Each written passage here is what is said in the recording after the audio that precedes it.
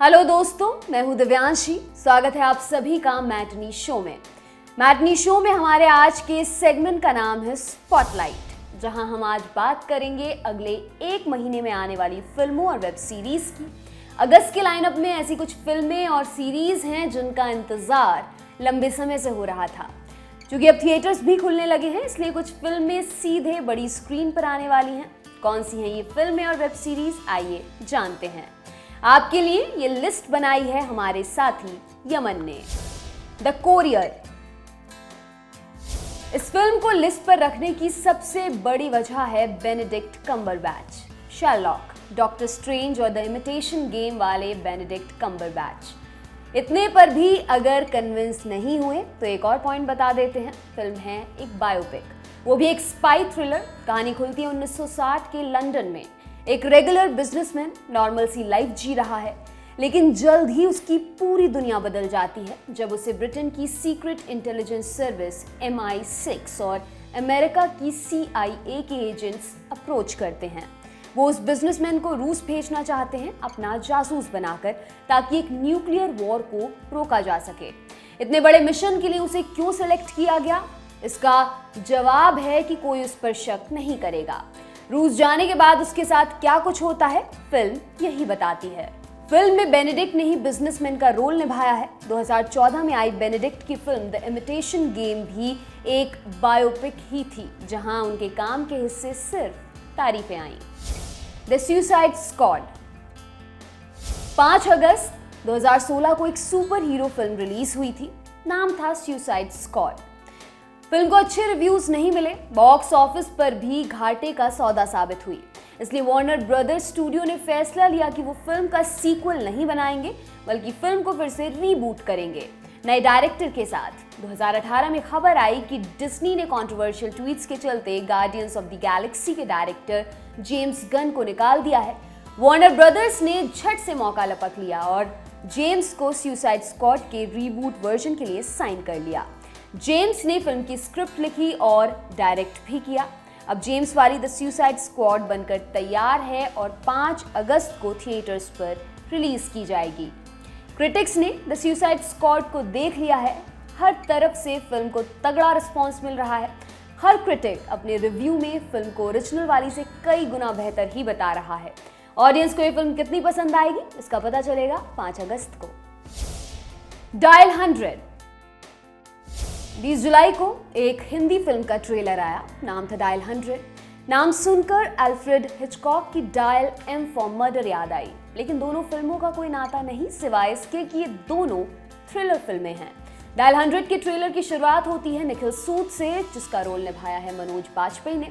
Nikhil police control room में अपनी duty कर रहा है, तभी उसे एक औरत का कॉल आता है जो फोन पर सिसकियां भर रही है। निखिल से कहती है कि वो सिर्फ मरना चाहती है, बंदूक भी रख ली है। इतना सुनकर निखिल समझ जाता है कि ये कोई प्रैंक कॉल नहीं, मामला सीरियस है। क्या निखिल समय रहते उस औरत को रोक पाएगा? फिल्म इसी सवाल का जवाब ढूंढने निकली है। फिल्म में उस औरत का रोल निभाया है नीना गुप्ता ने। मनोज बाजपेयी ने फिल्म को लेकर अपने एक स्टेटमेंट में कहा था कि फिल्म के ट्विस्ट एंड टर्न ऑडियंस को एंड तक एंगेज करके रखेंगे। Mister Corman season 1। Josh Korman अपने स्टूडेंट्स के बीच खड़ा है। उनसे पूछता है, हाथ उठाइए अगर आप सोचते हैं कि आप लकी हैं। सिर्फ एक हाथ उठता है। फिर अगला सवाल पूछता है, हाथ उठाइए अगर आप सोचते हैं कि आप अनलकी हैं। पूरी क्लास झट से हाथ उठा देती है। इतने में एक बच्चा पूछता है कि आपने हाथ क्यों नहीं उठाया मिस्टर कोरमैन? झिझक के साथ कोरमैन जवाब देता है कि उसे लगता है कि वो एक लकी इंसान है। ये झिझक इसलिए क्योंकि वो खुद को खास नहीं मानता, बोरिंग किस्म का इंसान समझता है, जिंदगी में अकेला है, अपनी एंग्जाइटी से जूझ रहा है, चाहता है कि सब कुछ हमेशा परफेक्ट ही हो। लेकिन लाइफ तो ऐसी नहीं। इसने उतार चढ़ाव से कैसे कोप अप कर पाता है, वही इस स्लाइस ऑफ लाइफ शो का प्लॉट है। जोश कोरमैन का किरदार निभा रहे जोसेफ गॉर्डन लेविट ही शो के क्रिएटर भी हैं। नवरस। सूर्या, विजय सेतुपति, सिद्धार्थ, रेवती, प्रकाश राज, पार्वती, योगी बाबू और अरविंद स्वामी जैसे दिग्गज एक्टर्स मिलकर आपके लिए 9 कहानियां लेकर आ रहे हैं, जिन्हें डायरेक्ट करेंगे प्रियदर्शन, कार्तिक सुब्बाराज, गौतम वासुदेव मेनन, बिजॉय नाम्बियार जैसे नाम। रुकिए, अभी और भी हैं। इन कहानियों को प्रोड्यूस किया है मणिरत्नम ने। नवरस यानी हमारे 9 इमोशंस, हास्य, रौद्र, करुणा, शांति, इन्हीं में से कुछ नाम है। कहा जाता है कि हर इंसान को अपनी जिंदगी में एक न एक बार इन 9 रसों से गुजरना ही पड़ता है। नेटफ्लिक्स की सीरीज में भी 9 रसों को कहानियों का रूप दिया गया है। ये मच अवेटेड तमिल सीरीज 6 अगस्त को नेटफ्लिक्स पर रिलीज होगी। कुरुति। बीती 30 जून को पृथ्वीराज सुकुमारन की एक मलयालम फिल्म रिलीज हुई थी Amazon प्राइम वीडियो पर। फिल्म का नाम था द कोल्ड केस। थ्रिलर की पैकेजिंग में परोसी गई फिल्म को अच्छा रिस्पॉन्स नहीं मिला, यहाँ तक कि पृथ्वीराज के फैंस भी निराश हुए। अब Amazon प्राइम वीडियो पर पृथ्वीराज की एक और मलयालम फिल्म आ रही है, नाम है कुरुति। फिल्म की शूटिंग इस साल जनवरी में पूरी हो चुकी थी। प्लान था इसे 13 मई को थिएटर्स पर रिलीज करने का, लेकिन कोरोना वायरस की दूसरी लहर की वजह से ऐसा नहीं हो सका। हाल ही में केरल में फिर से कोरोना के मामले बढ़ने लगे हैं, जिसके चलते मेकर्स ने ज्यादा इंतजार करना ठीक नहीं समझा और अपनी फिल्म को डायरेक्ट OTT पर रिलीज करने का फैसला ले लिया। बताया जा रहा है कि फिल्म एक एक्शन थ्रिलर है। कहानी को लेकर मेकर्स ने अभी कुछ भी साफ नहीं किया है। शेरशाह।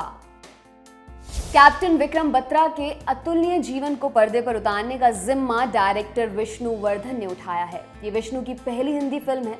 शेरशाह को धर्मा प्रोडक्शन के अंडर बनाया गया है, यानी फिल्म के निर्माता हैं करण जौहर। फिल्म में कैप्टन बत्रा का किरदार सिद्धार्थ मल्होत्रा निभा रहे हैं। सिद्धार्थ फिल्म में डबल रोल में नजर आएंगे, एक विक्रम बत्रा और एक उनके जुड़वा भाई विशाल बत्रा के किरदार में। फिल्म में विक्रम बत्रा की मंगेतर डिम्पल चीमा का रोल कियारा आडवाणी अदा कर रही हैं। 25 जुलाई को शेरशाह का ट्रेलर रिलीज हुआ था, जिसे देखकर लोग फिल्म को सिद्धार्थ मल्होत्रा के करियर की बेस्ट परफॉर्मेंस बता रहे हैं। साथ ही ये भी कहा जा रहा है कि ये फिल्म सिद्धार्थ का करियर रिवाइव करने में भी मददगार साबित होगी। भुज, द प्राइड ऑफ इंडिया। भुज की कहानी 1971 में इंडिया पाकिस्तान के दौरान हुई असल घटना से प्रेरित है। ये फिल्म इंडिया पाकिस्तान के बीच हुए 1971 वॉर के पीरियड में बेस्ड है। इस युद्ध वाले माहौल में गुजरात के भुज एयरपोर्ट को चालू रखने की जिम्मेदारी एयरफोर्स विंग कमांडर विजय कार्णिक के पास थी, लेकिन पाकिस्तान से हो रही भारी बमबारी की वजह से भुज का एयर स्ट्रिप बर्बाद हो गया था। भुज एयरपोर्ट भारतीय एयरफोर्स के लिए जरूरी पोर्ट था, इसलिए विजय ने 50 एयरफोर्स के अफसरों और 60 अन्य सिपाहियों के साथ स्ट्रिप को ठीक करने की बात सोची। ये काम जल्दी से जल्दी होना था, जितने ज्यादा लोग होंगे उतना जल्दी काम होगा, इसलिए उन्होंने आसपास के गांव की महिलाओं से गुजारिश की कि वो एयर स्ट्रिप बनाने में मदद करें। इसके बाद 300 महिलाओं ने भारतीय सेना की मदद उस स्ट्रिप को ठीक करने में की। ये फिल्म उसी घटना पर बेस्ड है। फिल्म में अजय देवगन ने एयरफोर्स विंग कमांडर विजय कार्णिक का रोल निभाया है। नेत्रिकन। नेत्रिकन यानी तीसरी आंख। इसी टाइटल से रजनीकांत की भी एक तमिल फिल्म आई थी 1981 में। खैर, नई वाली नेत्रिकन में लीड रोल निभा रही हैं तमिल एक्ट्रेस नयनतारा। यहाँ वो दुर्गा बनी है जो देख नहीं सकती, लेकिन उसके बाकी सेंसेस काफी तेज हैं। दूसरी ओर एक सीरियल किलर है जो लड़कियों को किडनैप कर उन्हें टॉर्चर करता है। कई लड़कियों को मार चुका है और पुलिस के हाथ कोई सुराग नहीं। हम 10 बार देख चुके हैं ऐसे किसी साइको किलर को, लेकिन यहाँ कैच है कि दुर्गा का इससे क्या रिलेशन है, क्योंकि किसी घटनाक्रम के चलते दुर्गा भी इसके निशाने पर आ जाती है। दुर्गा को मारने का चैलेंज मानकर किलर निकल पड़ता है, लेकिन दुर्गा भी कोई बेचारी नहीं। कैसे अपने दुश्मन से लड़ेगी, उसका जवाब ये थ्रिलर फिल्म आपको देगी। The Conjuring, the Devil made me do it. Conjuring franchise की तीसरी फिल्म, वो कॉन्ज्यूरिंग जिसने हॉरर जॉनर को रिवाइव कर दिया। फिल्म के पहले 2 पार्ट्स ने ऐसी दहशत मचाई थी कि लोग अकेला देखने से इसे कतराते थे। यहाँ तक कि दुनिया भर में कॉन्ज्यूरिंग 2 देखने के दौरान 37 लोगों की मौत भी हो गई थी। इंडिया में भी एक 65 वर्षीय बुजुर्ग को फिल्म देखते वक्त हार्ट अटैक आ गया था, जिसके बाद उनकी मृत्यु हो गई। सीरीज के पहले 2 पार्ट्स बनाए थे जेम्स बॉन्ड ने, जिन्होंने आगे चलकर एक्वामैन भी डायरेक्ट की थी। कॉन्ज्यूरिंग का तीसरा पार्ट 13 अगस्त को आ रहा है, एक गुड और बैड न्यूज के साथ। बैड न्यूज ये कि तीसरे पार्ट को जेम्स ने डायरेक्ट नहीं किया। हालांकि गुड न्यूज के तौर पर वो पूरी तरह प्रोजेक्ट से अलग नहीं हुए हैं। उन्होंने फिल्म की कहानी पर काम किया, साथ ही उन्होंने फिल्म को प्रोड्यूस भी किया है। Paranormal investigators Ed and Lorraine अब कौन सा केस सुलझाएंगे, वो 13 अगस्त को आपको पता चलेगा। Godzilla versus Kong. 2014 में एक फिल्म आई थी, नाम था गॉडजिला। फिल्म ने शुरुआत की मॉन्स्टर वर्स की। मॉन्स्टरवर्स के तहत प्लान था गॉडजिला जैसे और भी दैत्यों पर फिल्म बनाने का, तो इसी प्लान को जारी रखते हुए दूसरी फिल्म आई 2017 की कॉन्ग स्कल आइलैंड। यहाँ कॉन्ग की दुनिया दिखाई गई जो स्कल आइलैंड का राजा है। गॉडजिला की कहानी को आगे बढ़ाते हुए इस मॉन्स्टरवर्स की तीसरी फिल्म आई। फिल्म थी 2019 में आई Godzilla King of the Monsters. अब इस सीरीज की चौथी फिल्म आ रही है गॉडजिला वर्सेस कॉन्ग। यहाँ गॉडजिला और उसकी टक्कर का कॉन्ग आमने सामने है।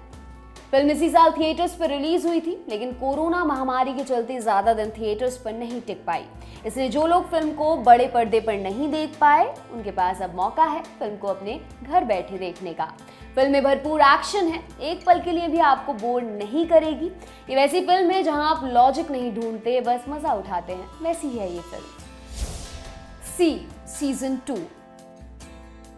2019 में सी का पहला सीजन आया था। शो के क्रिएटर थे स्टीवन नाइट, जो ब्रिटिश शो पीकी ब्लाइंडर्स के भी क्रिएटर रह चुके हैं।